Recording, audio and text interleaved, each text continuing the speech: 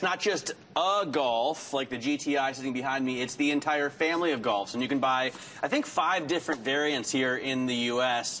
Let me start with you, Michael, and ask you what this award means to you, because this is a car that's been around for 40 years. Yes, and it's definitely at the heart, in the heart of the brand Volkswagen. It's the DNA of Volkswagen, and we're excited and extremely proud. To be honest, you know, you mentioned this, and it's 4 models. It's the TSI gas model, it's the TDI clean diesel model, it's the GTI sporty model, and now also the fuel. I mean, the 100% all-electric e-Golf. And for us, it's a great honor.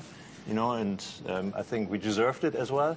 But on the other hand, it really speaks to what we do now in the United States here, and that's great. So, I mean, Motor Trend's Car of the Year probably holds the most cachet of any of the auto mags here in the U.S. Why choose the Golf when it's been around for so long? It's ubiquitous. It's, I don't want to say the common choice, but it's kind of the common sense choice. Well, absolutely. When you're buying a car. Sure, sure. You know, there's a ton of new vehicles that come out every year. Our award is given to only the all-new or substantially upgraded models. There were 23 in contention this year. And, you know, from the start, we looked at it, and this is really, if you're a car guy, you have to respect what's going on here with the Golf. I mean, packaging-wise, it's small footprint, but really enormous on the inside. The original hot hatch, yet it does give you some of that big car feel on the road. It's quiet, it's smooth. And then, you know, as Michael mentioned, there's really a flavor of Golf for whatever your need or want is. You have GTI if you're into sporty cars. You know, if you're fuel efficiency, you can get TDI or an e-Golf, all electric, never have to go to the pump. And then the value play, the volume cell, the TSI, phenomenal vehicle. So, you know, across the board against our awards criteria, killed it. How do you differentiate? I mean, I'm Generation Golf, so I grew up with these cars, but this is the 7th iteration. What makes Mark 7 different from Mark 6? Well, all the flexibility of the new platform. It's built on the latest platform for the compact cars in the Volkswagen Group, and therefore it's a great basis for all the different technologies we just talked about.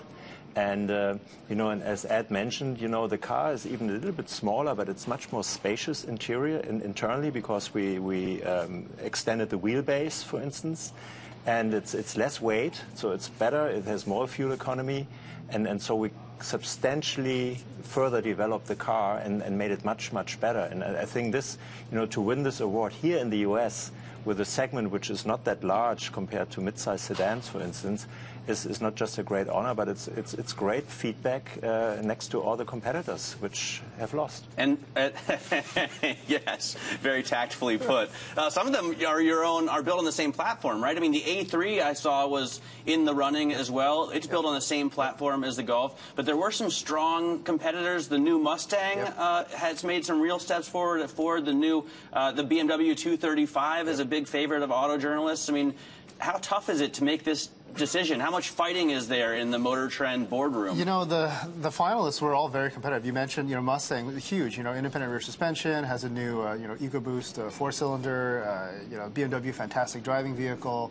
The platform made A3. We looked at them head to head and said, you know, there's all of these great features that they share, but the value play is here. You know, you can get an A3 and you can get everything that's here, but why would you when this is such a great car at a much lower price point? So that must make your meeting with Scott Keogh uncomfortable next week in L.A., right? I mean, what do you say to the guys at Audi when you say, oh, we make the better car on the same platform? No, Scott and I are great colleagues. You know, I think he's appreciating this, and for me, it's not the battle with Audi. It's more, you know, if you look at it at an American icon like the Mustang, for instance, or like also at the BMW, and that we outperform these cars.